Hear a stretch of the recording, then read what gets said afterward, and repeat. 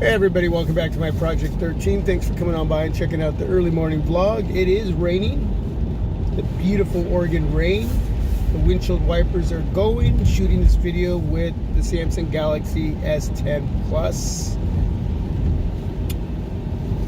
I was thinking about doing a top 5 video on my S10 Plus. Let me know what you think. I didn't want to make it too complicated. I just wanted to put out my top 5. Those are videos that are out there from a lot of other YouTubers, and I didn't want to create a video, create content, and it somewhat replicate what's already out there. Of course, my top 5 would probably be a little bit different, but I didn't want to make it a long video either. I just wanted to kind of throw it out there and see what your thoughts and opinions were on what I see to be my top 5. No one else's but mine.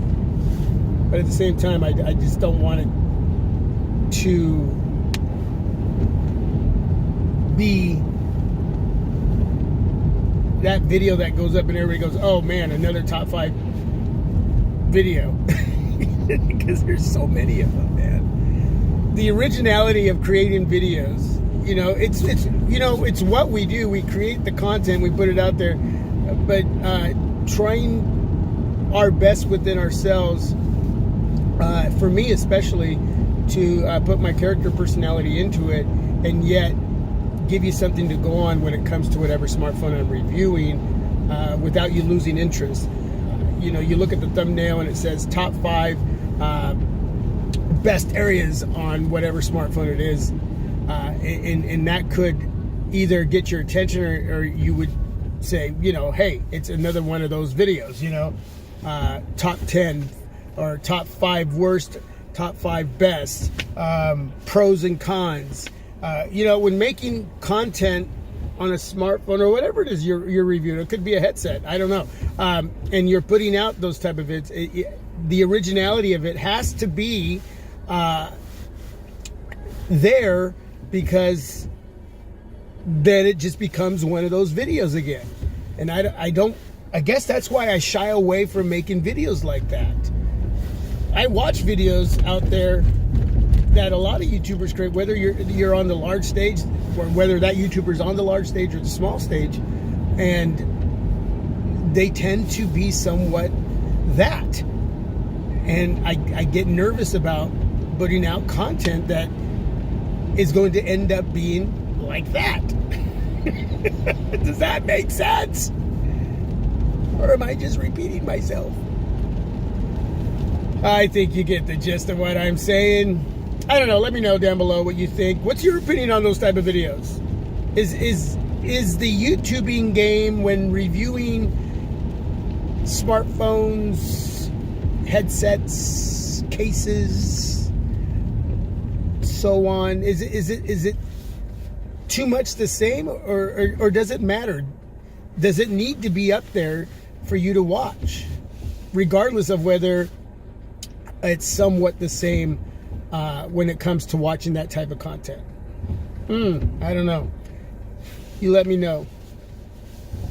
I have a question right now in 2019. Obviously, we've had some smartphones drop. We're going to have more drop as we continue going further into the year. And a lot of you are intrigued with what's already out and what's going to be coming out. The best way to purchase these smartphones, in my opinion, is to be able to have a trade-in option. I know Sony has come out with one that I came across yesterday, actually, for their newer devices. And I would love to see more companies do that. You see that with Apple. You see that with Samsung, with Google, and Best Buy recently. I was able to get my S10 Plus by trading in my LG G7, a total of $550 off of my, was it 550? 500? I forget. You're gonna have to give me a pass on that, man. It's too early in the morning. Either way, I got a lot of money for my G7, and it gave me the opportunity to pick up the S10 Plus and still save money for other smartphones. You know, for me, it works out better that way than having to pay monthly installment, monthly payments to my carrier. So going that route, I would say is the best way to do it. And I just would like to see a lot of other companies give that opportunity to trade in smartphones. And for those of you out there who want to trade up, you just don't have 1,000 smacks for a flagship device like an S10 Plus or whatever, 800, 900, 1,100, 1,000, because these devices are getting more expensive, and they're they're getting better. They're supposed to, as long as they check the boxes and you're willing to pay that much. But I just think that a trade-in option works out the best. You're able to get rid of an older device. Maybe you'll miss it, but you're able to trade it up, get a few $100s off, and get a newer phone. But is it? And I kind of went off track a little bit there. But my main reason of talking about this is, is it better to go for a smartphone right now that has just recently dropped, or is it better to look at a smartphone that previously has dropped, whether it was last year in 2018, 2017, maybe in 2016, as long as that smartphone works today, as long as you can get something out of it that will be at least decently optimized to work with what's going on today in 2019. You got devices out there with Nougat still. You got my ZTE on 7 has Nougat, but it still works today in 2019, and that's what I'm talking about. So as long as it's functional, functionable, that's the word I'm looking for. If I can say it right. It's the fluidity in the performance is there. It's optimized with working with a lot of the apps that have been. A lot of the developers have gone in and updated their apps to work with Oreo and Pi, and you're not having any issues if you still have Nougat on those older devices that have dropped in price, because that's my main point. A lot of those devices have considerably dropped in price, even the 2018 devices. Now, we already know that about 2016, 2017, and I don't know about as far as back as 2015. Hey, if it works, it works. But the price points have dropped, and you're getting a lot of great deals out there.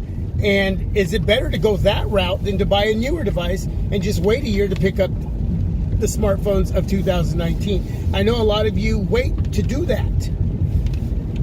But as long as that smartphone is going to work today in 2019, and you can save 300, 400, 500, 600 smacks, to me, that seems like, if I wasn't doing YouTube, that's what I would be doing. I would be looking at other devices that I could save a lot of money on that will still work today. And you get usually a 2-week return policy.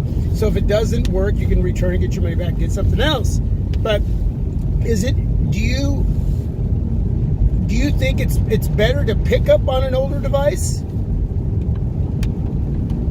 Or do you have to have the latest and greatest, especially if you utilize a trade-in option where you can get a few $100s knocked off and be able to pick up what is today's latest and greatest, whether it's a budget, mid-ranger, or flagship of 2019? Or do you wait and pick up something older that you know is going to work really well today, whether it still has Nougat, whether it has Oreo, and depending on what company that smartphone is from? That's a lot of information, and I know I probably could have made it a lot shorter in the way I explained it, but that's not me. That's just difficult for me, man.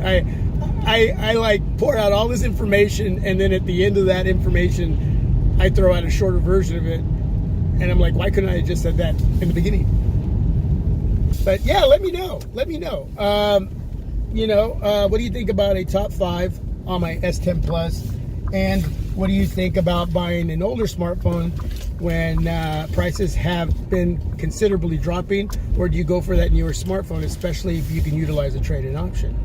See, I just said it in a very edited way, didn't I? I just took everything I said and just edited it down to like 30 seconds. Incredible, I can do it. Oh my goodness. This is the early morning vlog. Thanks for coming on by and just hanging out with me and listen to me chit chat with all of you. I appreciate your time. Hopefully you were able to kick back and drink some coffee and just listen. Just listen. I appreciate it very much. I gotta park.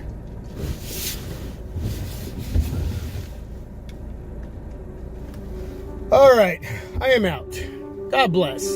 Till my next video, this is my Project 13. Gonna listen to some synthwave.